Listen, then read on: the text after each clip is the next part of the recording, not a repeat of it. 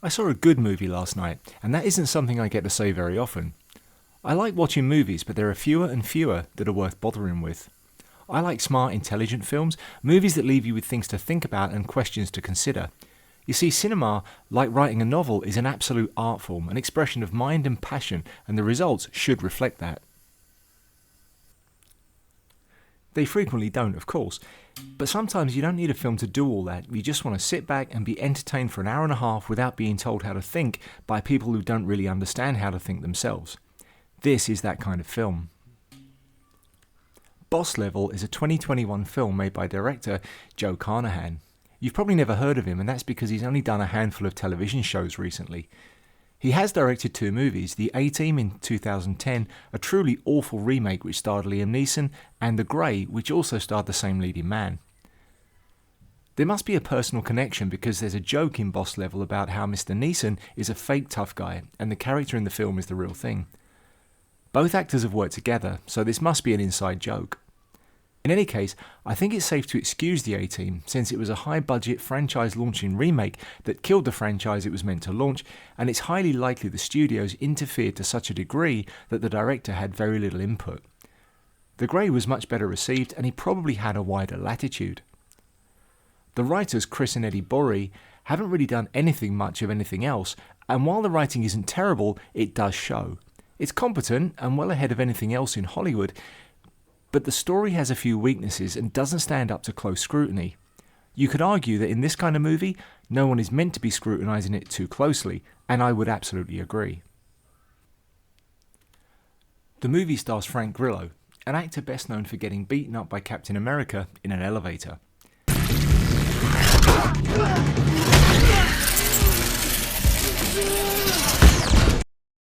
Beyond him, the cast quite impressively includes Mel Gibson as a slightly creepy villain with a minor obsession with dead pigs, Naomi Watts and Ken Jeong, turning in an unusually subtle performance that makes him far more likeable than I've usually seen him.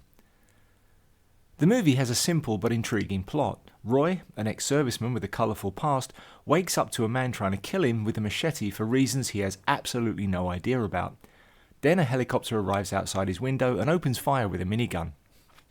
The problem is, beyond the machete-wielding killer and the helicopter full of murder, that this happens every day, and every time he dies it all starts again, and again, and again, and again. Yes, this is essentially Groundhog Day with violence, but it's still a plot that's used rarely enough that it manages to be interesting. Even better than Groundhog Day, this has a sci-fi element to it, and does build towards an explanation of what's really happening, even if the build-up is a little uneven. The first part of the movie breaks with the convention of quality storytelling by simply taking the rules and throwing them away.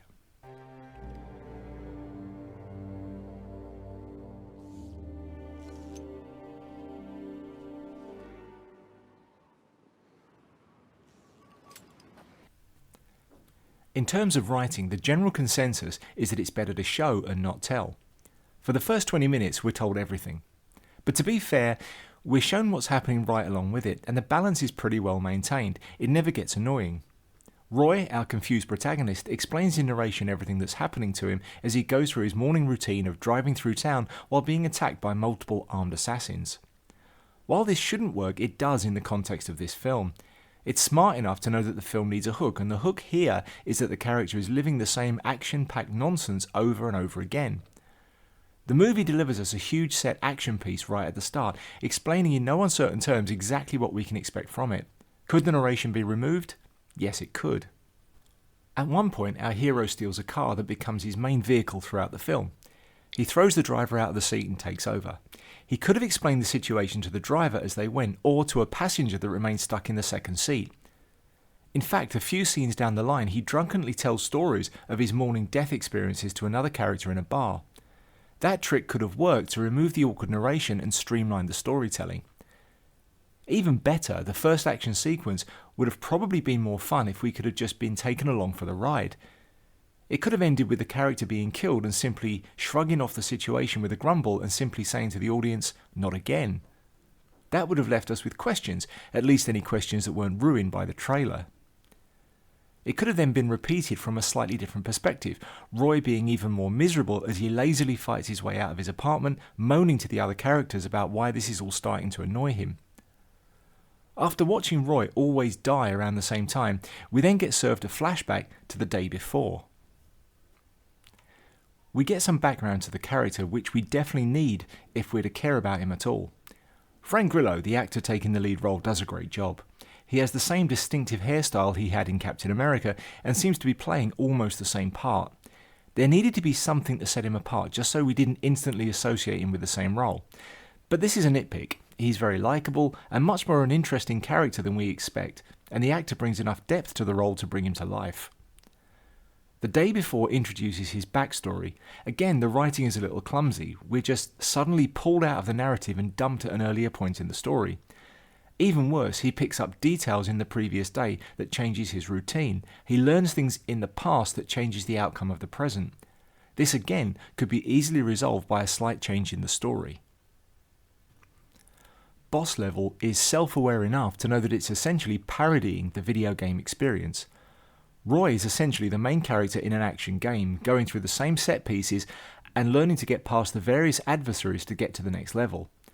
The title tells us this is going to be a video game movie, and the whole middle of the film slows down and takes us into an arcade, further cementing the idea that this is a running theme. The experience of him waking up at the same point, no matter how many times he dies, is part of the process, and the writing could have involved other action-adventure game elements to make the plot work. Roy should have been able to find hidden details throughout the opening scenes. Each one could have opened up a flashback and added to his ability to solve the problems and increase in the audience's understanding of what was happening in the story. This is exactly how adventure games reveal their plots. The scene where we were taken to the day before was a big rip in the narrative. We're taken from a high-octane chase scene to a slow piece of exposition where the characters discuss the plot and nothing much happens. The scene clumsily gives away its own ending a little too early by revealing the sci-fi element which explains everything, leaving only the question of how Roy is going to use it to win. Once we've had that scene, there really is no question. We know it's only a matter of time and that there are no real odds for him to overcome. Later, Roy accidentally encounters his son. It's another questionable writing choice since coincidences should always be avoided. They cheapen the plot by giving the characters an easy way out of a situation. Accidents should only be there to increase the odds and cause more difficulties to the protagonist, not to drive the story and certainly not to help them out. The story does change direction when this happens. We get more character development as Roy begins to realise more of the mistakes he's made in his life and what his choices have ultimately cost him. At this point, we find out that the situation driving the plot has an additional consequence, and that does set the stakes much higher than ever before.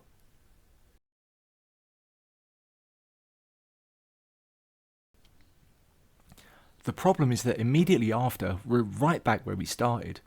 The film very smartly took the time to increase the odds, but taking us back into the beginning of the same situation effectively removes the odds once again.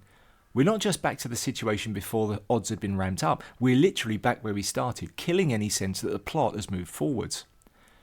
The film suddenly remembers it's an action version of Groundhog Day, and Roy goes on a simultaneous journey to improve himself as a person and learn how to overcome the villains that have been overcoming him. Because he has infinite lives, the ending was a given right from the outset. The film was never about wondering what might happen at the end, it was all about seeing how the obvious happens and eventually the obvious happens. Mel Gibson gives a competent performance as a bearded villain. He's not given too much to work with and it might have worked better if we'd seen him more fleshed out.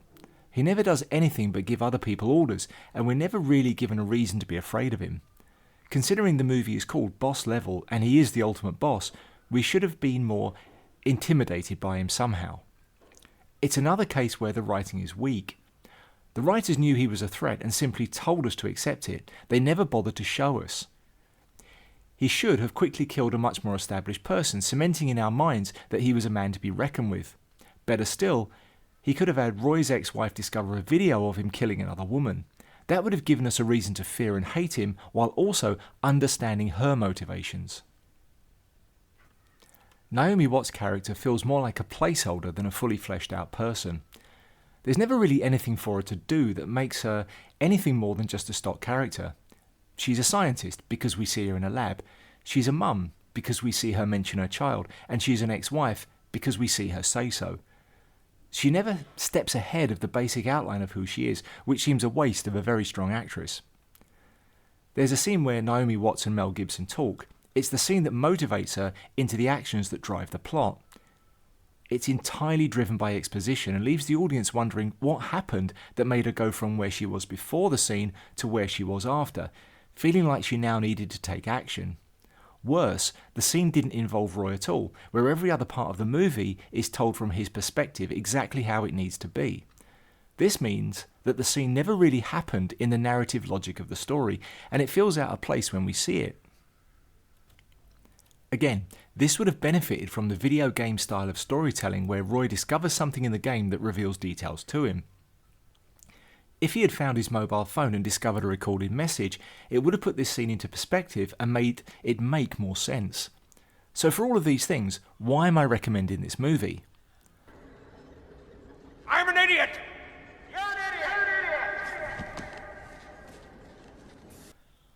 All of the details I've mentioned are relatively small. They're small enough that they will go unnoticed to most audiences, and they certainly aren't deal breakers. See, I write novels, and the difference between a film and a novel is that novels really can't afford to have any plot mistakes.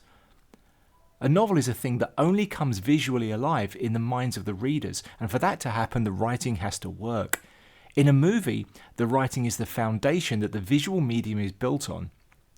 Where the writing choices aren't perfect, the movie builds on them sufficiently to make all the parts work, in the context of what this is trying to be. The action scenes are well shot, the film has a big budget feel, never looking cheap or second rate. The repeated action scenes mean that the special effects can be used over and over again, keeping the budget under control while still giving the illusion of a lot of money spent. Because of the perspective of the protagonist, the film would make or break on the choice of the main character. Here, everything works perfectly. He comes across as likeable and physically competent, able to hold his own in a fight, but with enough physical shortcomings that he has no choice but to go on a hero's journey to meet the challenges he's got to face. We also get a satisfying redemption arc, where we see our protagonist as a man suffering the consequences of choices he regrets and recognising the lost opportunities his life has become. In overcoming the villains trying to kill him, he must also face these consequences to overcome those too. The man we meet at the end of the movie is not the man we meet at the beginning. So while this is a fun and often silly film, it has at its core classic storytelling elements that have stood the test of time because they work, delivering what the audience wants. In fact, it is literal classic storytelling, serving up a known outcome as an ending and then showing us the convoluted but fun journey our hero has to take to get there. The film also delivers a nice little flourish at the end, just delivering a final scene that lets you know that the writers really did know what they were basically doing. All of the shortcomings aren't really serious shortcomings at all, they're choices where things could have been made just a little bit stronger.